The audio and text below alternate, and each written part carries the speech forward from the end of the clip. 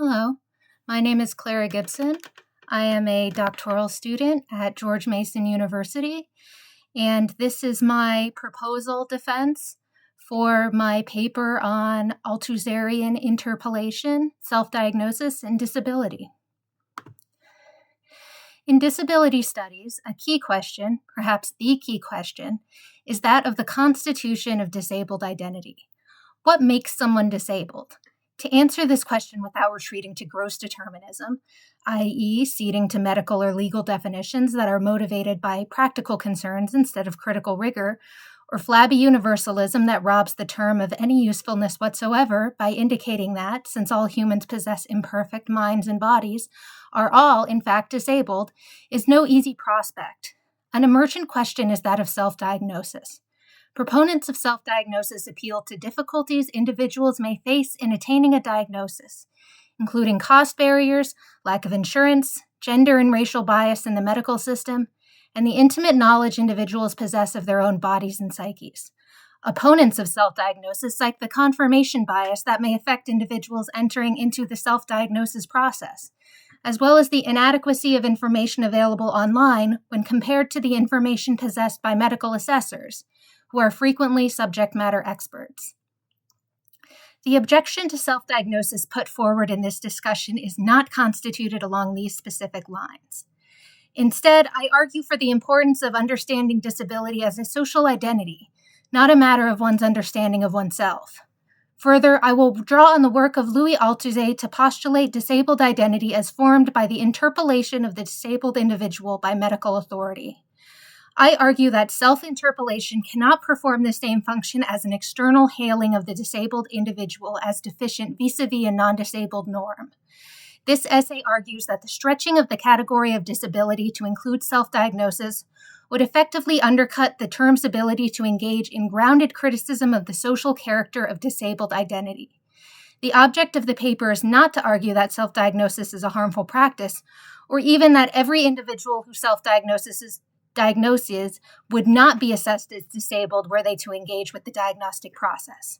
However, I do argue that disability is a socially constituted practice that emerges out of the definitive set of social circumstances, and that while a self-diagnosis may precipitate those circumstances, it is not constitutive of them on its own. In his seminal essay, Ideology and Ideological State Apparatuses, Notes Toward an Investigation, Louis Althusser introduces the idea of hailing. For Althusser, hailing is the process by which the subject is designated as the object of the ideological state apparatus, or ISA, and recognizes themselves as the subject thereof, assenting to the hailing. Althusser writes, ideology acts or functions in such a way that it recruits subjects among individuals. It recruits them all, or transforms the individuals into subjects. It transforms them all, by that very precise operation which I have called interpellation or hailing, and which can be imagined along the lines of the most common everyday police or other hailing. Hey, you there! In Althusser's narration, ideology transforms individuals into subjects by hailing them, and individuals transform themselves into subjects by assenting to the hail. Assuming that the theoretical scene I have imagined takes place in the street, Althusser writes, the hailed individual will turn round. By this mere 180-degree physical conversion, he becomes a subject. Why? Because he has recognized that the hail was really addressed to him, and that it was really him who was hailed and not someone else. If this description of hailing seems easily digestible on its face, Althusser then adds another wrinkle. Since ideology presents itself, in Althusser's famous words, as having no history, of having the characteristic of the always already, for the purposes of presenting itself as irresistible, natural, and unchanging, the sequential nature of the example, the call, hey you, and the recognition of oneself as the subject of hailing, must be revised. Rather, Althusser writes, ideology has already always interpellated individuals as subjects, which amounts to making it clear that individuals are always already interpellated by ideology as subjects, which necessarily leads us to one last proposition. Individuals are always already subjects. Hence, individuals are abstract with respect to the subjects which they always already are. Althusser uses the example of the expected child. It is certain in advance that it will bear its father's name and therefore will have an identity and be irreplaceable. Before its birth, the child is always already, therefore, a subject. It is in this way that individuals become the agents of ideological reproduction. They are identified and identify themselves as its subjects, and subsequently aid in the social reproduction of ideology. Affability and disability are ideologies in that they are representations of the imaginary relationship of individuals to their real conditions of existence, to quote Althusser, which reproduce themselves through the thoughts and actions of interpellated individuals and ideological state apparatuses, then the essence of disability itself has to be understood as a socially constituted process occurring between the individual, who is problematized vis-a-vis the able-bodied norm, and the interpellating agent of the ideological state apparatus. To suss out the ideological presuppositions associated with disability, a working definition is necessary. Linda Barclay offers the following definition of disability in her book, Disability with Dignity, Justice, Human Rights, and Equal Status. Disability is an impairment associated with some disadvantage, including, but not limited to, loss of functioning either with respect to the ability to execute certain tasks or to participate fully in some aspect of social life. If we adopt Barclay's definition as a proffer of what is meant by the term, while definitions vary greatly, Barclay's is broadly representative of the conventional wisdom within disability studies. There are a few threads that we can take hold of. Firstly, there's the notion of impairment. Impairment implies first some external assessment of an insufficiency, since impairment can only be understood relative to an expected norm. A simple example of this is the manner in which developmental delay is assessed in infants and small children. Individuals are labeled normal or delayed vis-a-vis a collection of developmental milestones, synthesized from the observation of thousands of children to construct a roadmap of normative development. Individuals are assessed as impaired when they are unable to perform a function that is assessed as normative.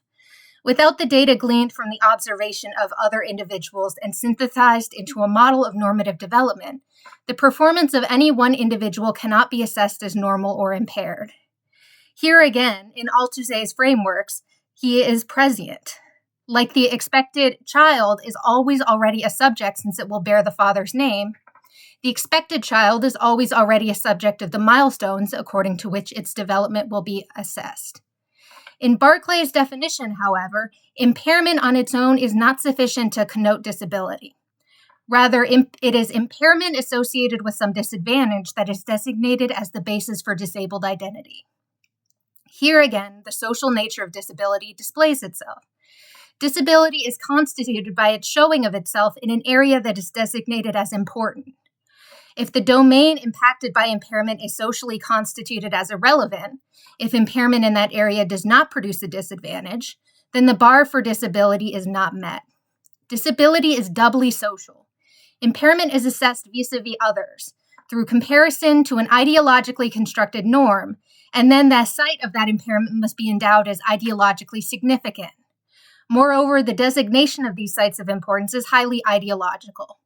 Perhaps the most significant of these sites is that of labor, in which individuals are interpolated as disabled due to their inability to perform in accordance with the norms of a specific workplace or workplaces in general. Individuals may be assessed as impaired in comparison to the social, physical, or intellectual or emotional norms expected of them. Disability flows from areas of meaning designated by the economic and social orientation of society. Disability, the most salient of these ideas with respect to disability in modern life is labor. The disability check, for instance, which represents a financial exemption from the rule that all individuals must labor to earn their daily bread. We will return to the dialectical relationship between labor and disability when we discuss the workplace as an ideological state apparatus, but for now, our analysis finds its ground in two facts. That disability is socially mediated for the individual in that their functioning is assessed vis-a-vis normative development and functioning, and it is collectively social in that the areas of functioning deemed important enough to signify disability are those that our particular social and economic arrangement designates as crucial to self-actualization and public life. This discussion of the assessment of impairment brings us once again to the question of diagnosis. To establish that disability is a fundamentally social identity that emerges through the interpellation of the individual by the medical establishment, I must first explicate the diagnostic process in Althusserian terms. Then I have to demonstrate that self-diagnosis does not fulfill the key criteria to demonstrate a disabled identity. The point of this second objective is not petty gatekeeping or to insist on an ossified and blinkered version of disabled identity, but to argue that a successful fight against ableism is contingent upon a grounded understanding of how oppression and disenfranchisement functions for disabled people. Ableism occurs when an individual's functioning is deemed abnormal, and they are singled out by medical or state apparatuses for correction. When the individual is interpellated as problematic with regard to the functioning of their body or mind. Self-interpellation cannot perform the same function because it demonstrates that the impairment at hand has not drawn the attention of outside authorities. If an individual were to take their self-diagnosis to a medical professional and consequently enter into the defined set of social relations that constitute diagnosis and treatment, there would be no difference between their disabled identity and anyone else's. An understanding of disability that revolves around one's subjective understanding of oneself takes the teeth out of the concept. Conversely, an understanding of disability that is grounded in the gap between society's expectations of our minds and bodies and our own neurologies and abilities provides a strong foundation for bridging this gap. To better explicate diagnosis as a form of interpellation, I will use my own experience of being diagnosed with autism spectrum disorder, or ASD, as a test case for Althusser's grammars. The occasion of my diagnosis was a week-long vacation with my cousins at the age of 13. My aunt, a psychiatrist, noticed symptoms and word was sent back to my parents. When I heard that an appointment had been made, the prevailing emotion I felt was shame. Shame that I had been breaking rules that I had not known existed. In Althusser's verbiage, what is engendered in the subject by ideology is a reproduction of submission to the ruling ideology. In this particular case, the ruling ideology is that of normative social behavior, eye contact, proper tone of voice, responsiveness, and so on. By turning my head to the side when I spoke to someone or declining to change the subject for an unusual amount of time, I evinced a refusal to submit to this ruling ideology. This refusal is what occasions the moment of interpellation. For the subject that has forgotten or not yet realized that it is a subject, interpellation is necessary to clarify the kinds of social relations into which the individual is embedded. The process through which this interpellation occurs is that of diagnosis, and the setting of interpellation, the ideological state apparatus itself, is the clinic. According to Althusser, as opposed to the repressive state apparatus, which belongs entirely to the public domain, much the larger part of the ideological state apparatuses, in their apparent dispersion, are, in part, on the contrary, of the private domain. The clinic certainly fits this definition. Health is a private, personal matter in our society. Althusser notes that though ISAs are diverse and may appear unconnected, quote, what unifies their diversity is precisely this functioning, insofar as the ideology by which they function is always in fact unified, despite its diversity and its contradictions, beneath the ruling ideology, which is the ideology of the ruling class, end quote. The ideologies that are reproduced by the diverse ISAs that manage and shape the private lives of subjects cannot be considered as singular and competing, but rather as different manifestations of one master logic, similar to differing aspects of one God. For example, schools may impart the message that one has to be responsive to discipline imparted by authority figures, as well as that you are the steward and entrepreneur of your own human capital, while the church may teach you that the senseless suffering of everyday life is caused by sin, not the structural violence of capitalism, and trains you to look for relief not through political actions, but through an eventual unity with God after one's bodily death. This is the context in which Marx writes that, quote, criticism of religion, therefore, in embryo, the criticism of that veil of tears of which religion is the halo, end quote. These ISAs govern different aspects of life, target different audiences, and employ differing tactics, but their ultimate goal is the same, the legitimation and reproduction of the status quo through ideological means.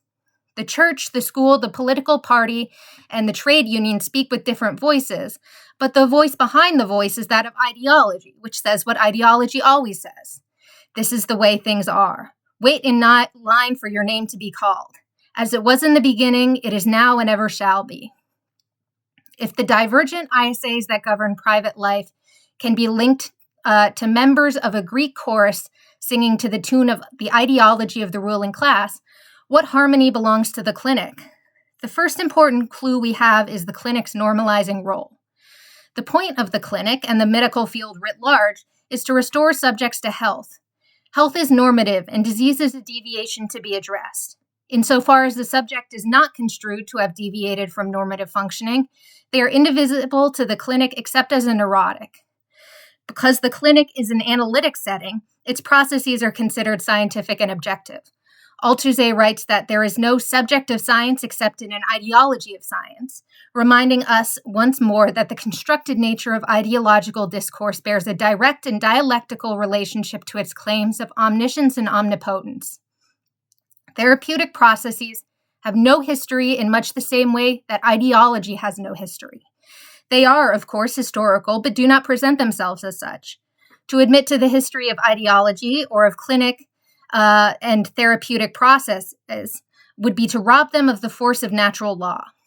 Moreover, the normalizing function of the clinic bears a close relationship to its ideological underpinning. In his first thesis, Althusser writes that, quote, ideology represents the imaginary relationship of individuals to their real conditions of existence.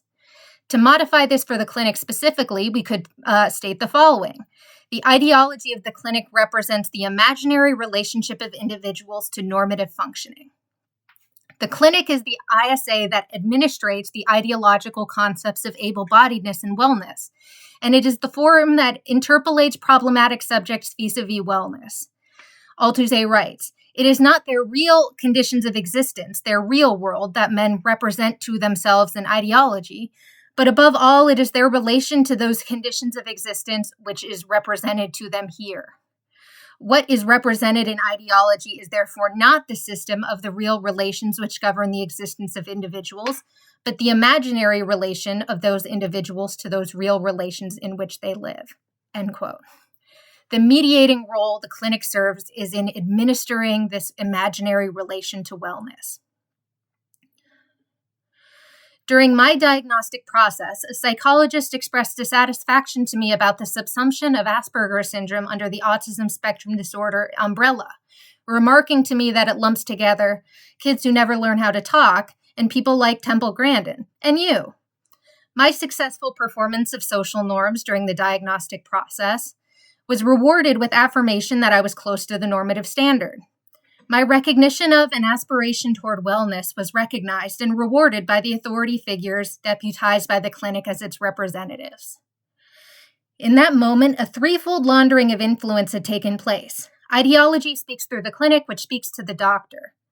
Be normal, ideology says, and we hear and respond. This is a clinical manifestation of interpellation.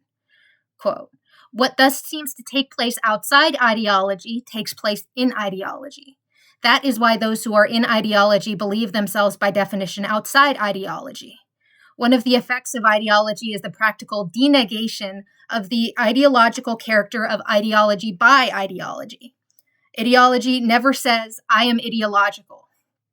It is necessary to be outside ideology, i.e. in scientific knowledge, end quote. The concatenation of beliefs imbricated in the psychologist's statement, that autism is a disorder, some kind of irregular functioning that represents an impairment of normative functioning, that it is a spectrum with some suffering greater impairment than others, that it is better to be less affected than more affected by autism, that my intact verbal faculties presented evidence for mild impairment as opposed to a more severe manifestation, are manifestly ideological, but the statement was presented and received as a simple fusion of common sense and incontrovertible scientific proof. The effect on my 13-year-old self was so profound that many weeks later I repeated the same remark, nearly verbatim, to another doctor, who received it with the ecstatic affirmation of most adults charmed by a precocious child, and reaffirmed that I was absolutely right. The voice of ideology first speaks to us, then through us. If, then, the clinic is an ISA that reproduces the ideological construction of health and able-bodiedness, how does this ideology manifest itself within the diagnostic process specifically? Althusser helpfully provides us with a numbered list of ideologies' functions from the point of view of the individual's interpellation. The duplicate mirror structure of ideology ensures simultaneously 1. The interpellation of individuals as subjects, 2. Their subjection to the subject, with a capital S, 3. The mutual recognition of subjects and subject, the subject's recognition of himself, 4. The absolute guarantee that everything really is so, and that on condition that the subjects recognize what they are and behave accordingly, everything will be all right. Amen. So be it. End quote. Let us start from the beginning. We have considered already that the moment of clinical interpellation is the moment that the individual is assessed as impaired vis-a-vis normative functioning and assents to that hailing by identifying with the diagnosis or description proffered to them by representatives of the clinic. This requires the individual to recognize the authority of the clinic over them and to accept its reading or characterization of their functioning over their own. This reaffirms the parameters of the relationship between the subject and the ISA, in that the subject understands the ISA as guiding or managing some aspect of the subject's private life. In the domain of health, the subject substitutes the clinic's judgment for their own, much in the same way that they follow the lead of the church when it comes to spiritual matters. The final piece of the puzzle is the belief that, quote, if the subjects recognize what they are and behave accordingly, everything will be all right, end quote. Consider the conventional wisdom for addicts. The first step towards recovery is admitting that you have a problem. If the subject, when they are interpellated as problematic, internalizes this point of view, then they can enter into treatment. Moreover, disabled individuals are highly motivated to enter into the diagnostic process either to gain access to treatment, which promises to remove the barriers that keep them from participating fully in society, or as part of securing access to social safety nets like SSDI. The ideological machinery of the ISA, in this case the clinic, is lubricated by the oil of economic necessity. After examining diagnosis as an instance of interpellation, we must return once more to the question of self-diagnosis. Proponents of self-diagnosis appeal to the privileged understanding individuals have of their own functioning and abilities, and point out imperfections in the diagnostic process, especially along the lines of gender and race. I argue that while self-diagnosis may initially appear as a rejection of the authority of the clinic, it is better understood as an example of the totalizing nature of ideology. When an individual declines to cede power to the individual clinician but seeks access to the diagnoses that clinician dispenses, the implication is that individuals have internalized the ideology of the clinic to such an extent that they can play the roles of both the subject hailing the subject, to use Althusser's language, and the subject being hailed. Similar to Foucault's famous discussion of panopticism, in which he describes the process by which the inmate internalizes the gaze of the guard and modifies their behavior accordingly, subjects have internalized the diagnostic gaze of the clinic. While self-diagnosis and traditional diagnosis are expressions of the same ideological regime, there are important qualitative differences that must be noted. First, a self-interpellation does not carry the same weight as an interpellation by a deputized representative of an ISA because an interpellation of individual as disabled implies a quantifiable loss or lack of functioning in an area deemed relevant by the ISA. An individual may notice their own loss or lack of functioning that would pass under the radar of an outside observer. The other difference is that of consequentiality. When an individual self-interpellates as disabled, there are an array of choices available to them. They may choose to continue on as before with a little extra self-knowledge or seek a professional diagnosis or attempt to find resources. When an individual is interpellated as disabled within the clinical setting, they are administratively recategorized. Their new label has a definite impact on how they will be treated by the ISA, and this diagnosis is usually the entry point into a definitive course of treatment, in other words, participation in a normalizing process.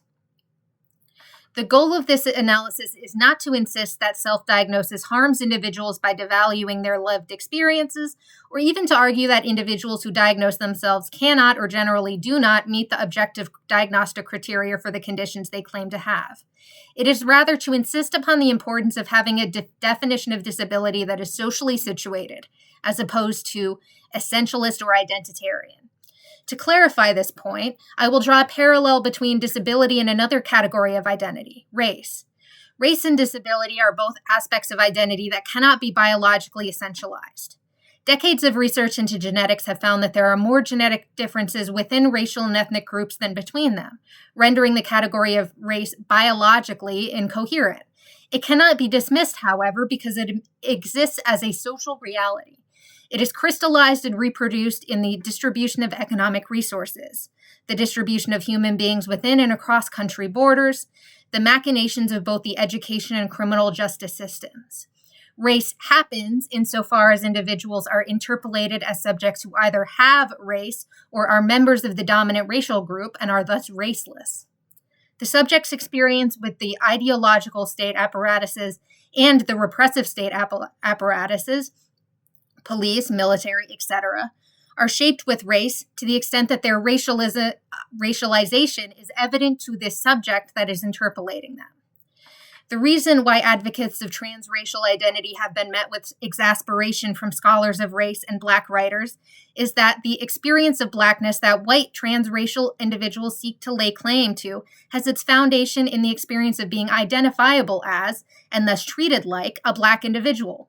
As Ijeoma Oluo writes in The Stranger about Rachel Dolezal, quote, "The degree to which you are excluded from white privilege is largely dependent on the degree to which your appearance deviates from whiteness. You can be extremely light-skinned and still be Black, but you cannot be extremely or even moderately dark-skinned and be treated as white ever." End quote. Like with disability, the interpolation of the racialized subject is deeply embedded in the practices of ISAs like schools and RSAs like the criminal justice system, as Muna Abdi notes in her examination of Blackness and performance. Quote, "Being hailed as Black has never been vocal, but through the stereotypes in which the subject feels his Blackness is made visible. The clearest example of this type of interpolation is her subject, Ahmed's, experience of schooling, in which the racialized and gendered processes of othering are never vocalized, but embedded into everyday practices that become normalized and to an extent accepted. Identity may be personal and fluid, but it is administered by ideology, and the ISA is the point of contact that makes identity real by building it into the structure of society. Similarly, the genesis of disability is the interpolation of the subject by ISAs that administer this area of private life: the clinic, the school, the welfare office, etc. The benefit of this approach is that it directs us towards the constructed social relations that create and govern disability. And since these relations were made, they can also be unmade. To focus on how individuals feel is to ground the struggle against ableism away from structural elements that create suffering and inequality for disabled individuals and toward self-help, self-care, and validation, which can never dismantle the conditions creating the issues that they seek to ameliorate. The push to reduce disability to a personal understanding of oneself may be couched in the language of liberation, but is actually a profoundly reactionary step back towards a way of thinking wherein disability is a private, personal matter not suited for the public square, and an internalization and reproduction of the logic of diagnosis that self-diagnosis claims to subvert. It is a neoliberal approach to healthcare, wherein even the desire to engage with public systems, like clinics or state hospitals, is viewed as automatically repressive and suspect. As always, there is a kernel of truth here. The ISA is, of course, a mechanism of social control, serving to reproduce the ideology of the ruling class, and the clinic does serve a normalizing purpose. It would be reductive, however, to strike a nihilist pose and insist that treatment never improves the lives of disabled individuals, and that to engage in it is an act of pure subjugation. This suffering caused by disability comes from the gap between what society expects and one's ability. If this gap can be lessened, either by working on oneself or by working on society, this suffering can be lessened. The tragedy of living with a disability is that you have to do all of the work because the social institutions that govern our lives are oriented towards reproducing the ideology of the ruling class, an ideology aimed at reproducing disciplined and able-bodied labor power. In the eyes of the clinic and the welfare office, the return to the workforce and a return to health have become nearly synonymous. A disabled individual's ability to work is frequently proof positive of the success of the normalizing process of treatment or therapy. And in this sense, the relationship between the ideology of the clinic and the ideology of the capitalist mode of production displays itself. As I earlier referred to the ideologies of the diverse ISAs that govern social and private life as different aspects of one God, I turn to the metaphor again to contextualize the ideological function of clinical interpellation. The ideology of the clinic is the aspect of capitalist ideology that seeks to rehabilitate broken or non-functional labor power. If each subject is an instance of disabled human capital, the clinic seeks to identify and categorize the ways in which these subjects present challenges for the systems aiming to alienate them from their labor power. For those that undergo the normalizing process and amend their abilities to fit what is expected of them, they can be reincorporated into the labor force. For those that cannot be successfully normalized, their interpellation as disabled can connect them with state resources like SSDI, allowing them to subsist without being part of the labor force, albeit at a sub-proletarian level. This possibility provides an alternative to labor for those who have no other option, without making it appealing enough that individuals who could be reincorporated choose to exit the workforce. The number of welfare recipients is controlled through the tactical deployment of the structural violence of poverty. The link between the clinic and capitalism is not a total subsumption. The clinic sits at the crossroads between capital, the state, and charity, drawing upon and reproducing the mutually constitutive logic shared between those entities. The withering away of the state's mandate for ensuring social welfare is evident in the Kafkaesque process of applying for disability and the meager amount dispensed to those who do succeed in the process. And charity is illustrative of both the overaccumulation of capital at the top of the labor aristocracy and the need for the social system to clean up the detritus it produces. All have a stake in reproducing the ideology of the ruling class, and all have a stake in the administration of private life.